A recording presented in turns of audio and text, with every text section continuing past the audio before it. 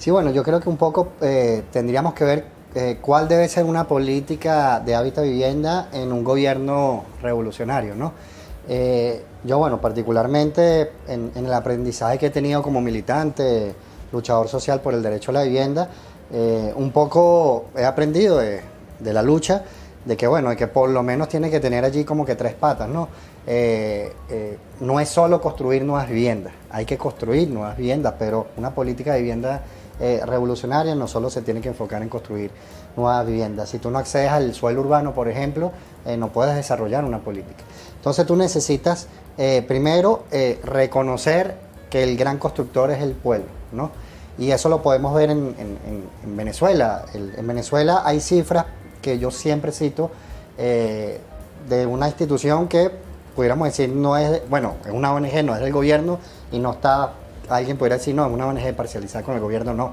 Provea, por ejemplo, a mediados de los 90, a principios del 2000, hizo un trabajo donde caracteriza que el 70% de las viviendas que existen en el país fueron autoconstruidas por la misma gente, el 20% por el Estado y solo el 10% por los privados, ¿no?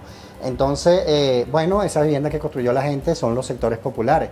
En una ciudad como Caracas lo vemos claramente, donde efectivamente ese porcentaje se expresa, donde la gente construyó donde pudo, con lo que tenía y como podía, ¿no?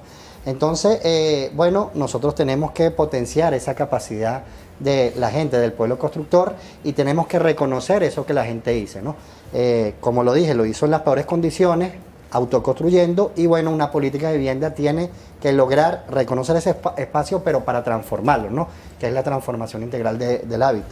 Es decir, el que tiene la vivienda a medias, porque los que viven en los sectores populares la tienen a medias porque no son en su totalidad vivienda digna, porque puede ser que no tenga acceso a los servicios, porque tiene filtraciones, porque no está culminada, etcétera. Entonces, bueno, una política de hábitat y vivienda tiene que lograr que los que tienen la vivienda media la puedan tener a plenitud. Los que la tienen, que no la pierdan, por ejemplo.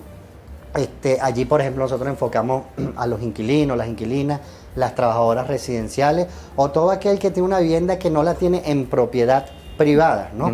Y entonces, bueno, cómo se puede desarrollar distintas formas de seguridad jurídica a la tenencia.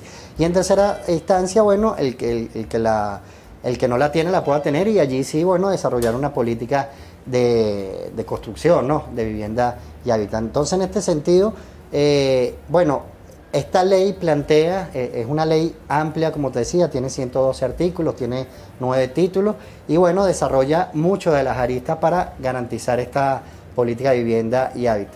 Pero lo que también es importante, bueno, que una política de vivienda no se trate solo de la financiarización de la misma, ¿no?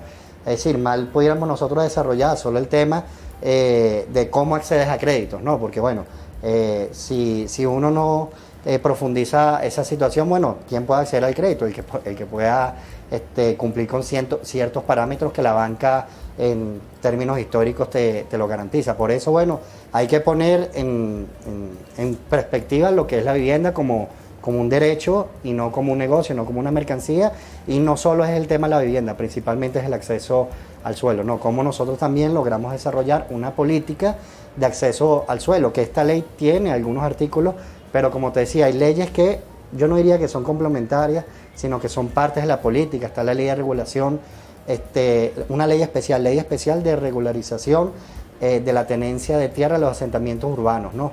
Que viene, es una propuesta que nace de los comités de tierras urbanas, empezando la revolución en el año 2002, que garantiza, bueno, ese 1,5 millones de tierras que el Estado ha otorgado o que le ha reconocido a la gente que construyó. Pero también está la ley de emergencia de terrenos y viviendas, que es una de las últimas leyes del año 2012 en la política de vivienda, que plantea el acceso a la tierra ociosa y logra, bueno, que tengamos esas viviendas, desarrollos de la gran misión Vivienda Venezuela. Por eso, bueno, hay que ver las distintas aristas de una política de hábitat y vivienda revolucionaria.